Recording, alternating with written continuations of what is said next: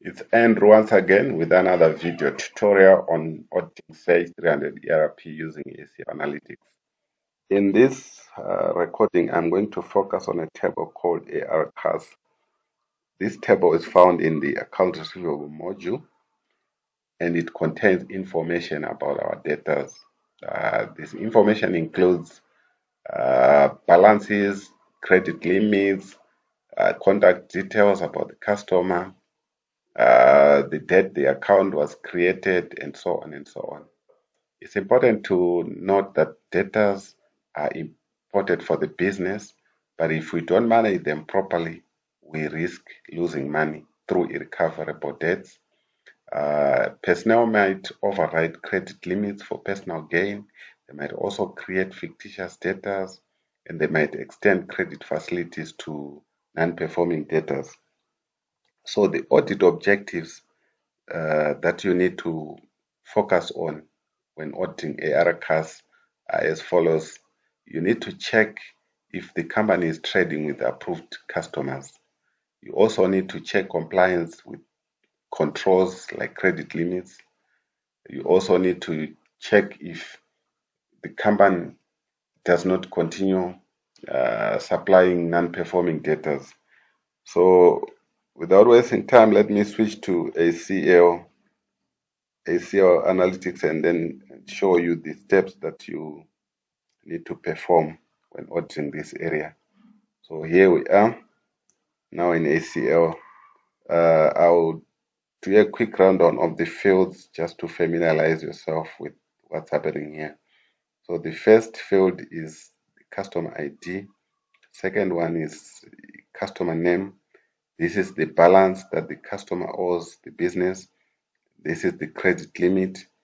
So this customer cannot buy goods more than that are more than the 50,000 that is defined here.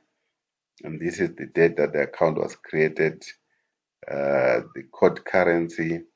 The customer can either trade in US dollars or in rands, and SW holds tells us whether the account was put on hold or not. If it's zero like this, it means the account is active, but if it's one like this, it means the account has been put on hold. Price list tells us whether the customer gets a wholesale price or stockist price or the default price, which is the retail price. Code term, this is information about payment terms, whether you customer buys on cash basis or they pay after 90 days or they pay after 120 days.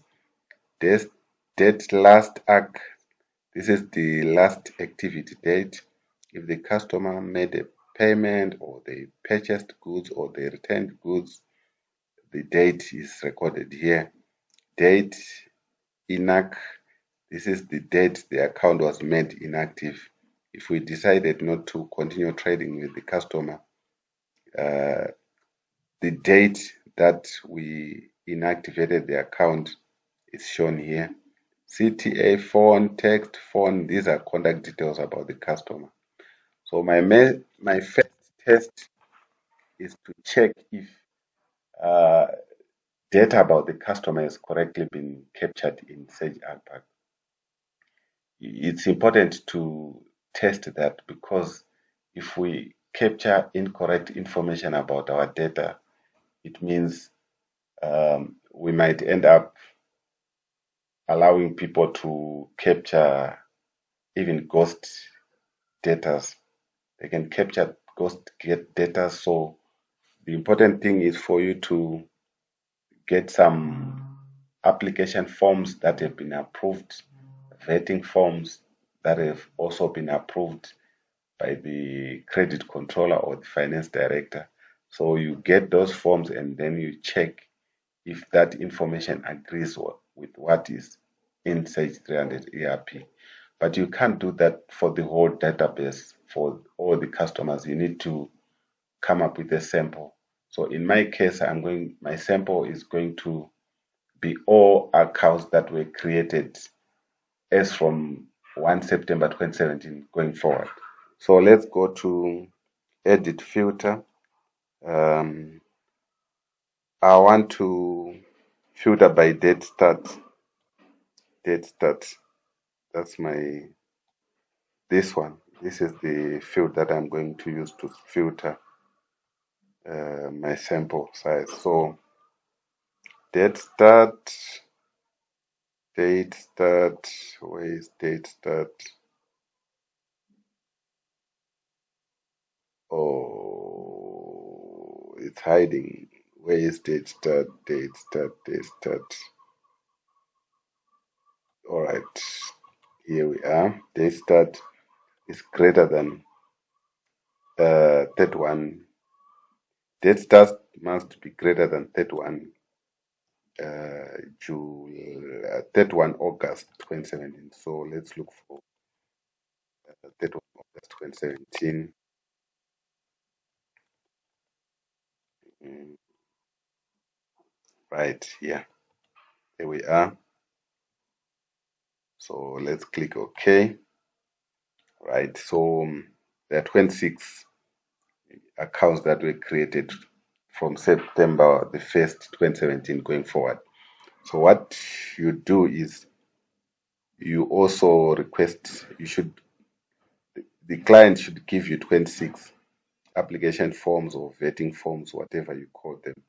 And then you now cross-check if the information on the forms has been correctly captured. So you go to the applicant's name and check if this is the correct customer name. You also check if there is no limit defined on the form. You check if the approved form says the customer must trade in US dollars. You also check, but there is no price list here, and this is an anomaly that you might need to discuss with the client. You also check if the customer has been approved to transact and pay after 90 days. The test is basically checking if the integrity of this information is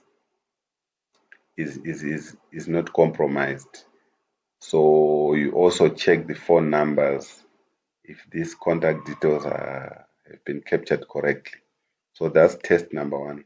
The next test that I'm going to perform is to check if we do have customers with no credit limits. So I'm going to remove this expression and I'm going to filter by amount credit limit,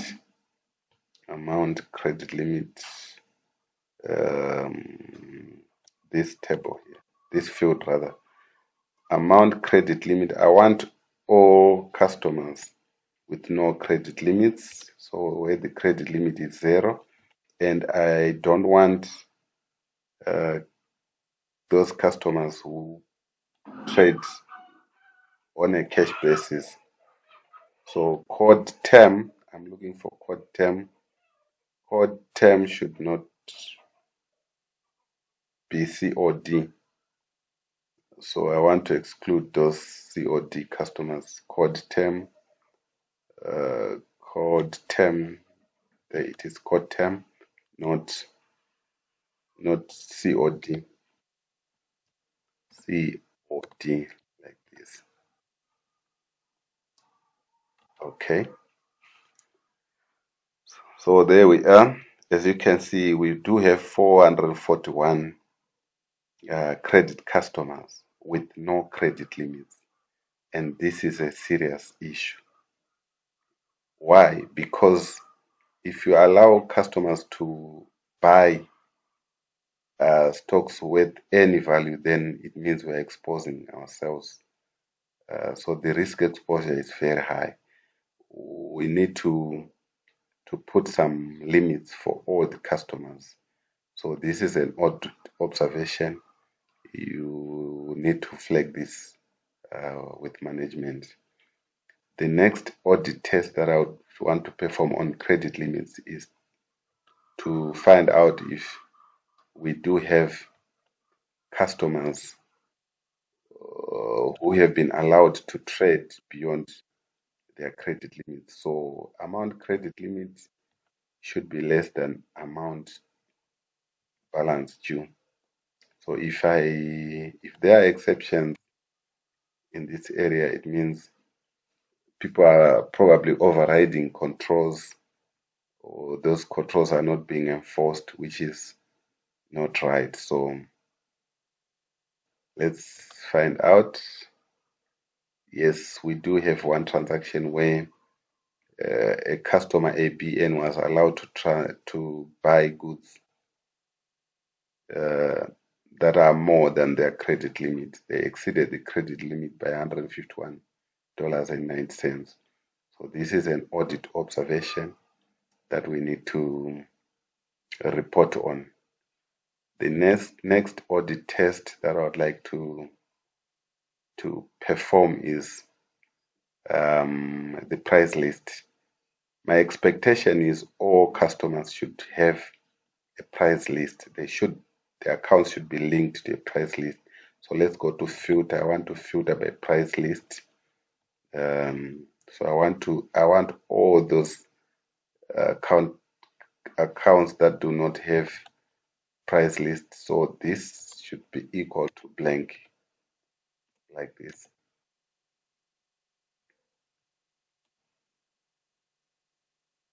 We've got 72 such accounts with no price list. So what I don't understand is what price do we use to charge these customers if there is no price list defined here? So this is also an area of concern. We need to raise this with management. The next audit test that I would like to perform is to check if we do have customers with no contact details. How do we get in touch with customers if we don't have their contact numbers? So that's an area of concern. So I would like to filter by CTA phone, CTA phone, this one, this field here. This must be equal to blank, like this. And the second contact, the field with contact details. So let's filter by text phone one. Text phone one should also be blank, like this, right? And there is a third one, which is and text phone two. Text phone two should also be blank, like this. Let's see if we do have customers with nothing, no phone number, nothing. So these ones, they are 345 account customers with no contact details. So this is an audit observation. You need to raise this with management. So there you are, the audit test that you can perform on table Arcus. So until the next recording, it's bye bye for now. Thanks for watching.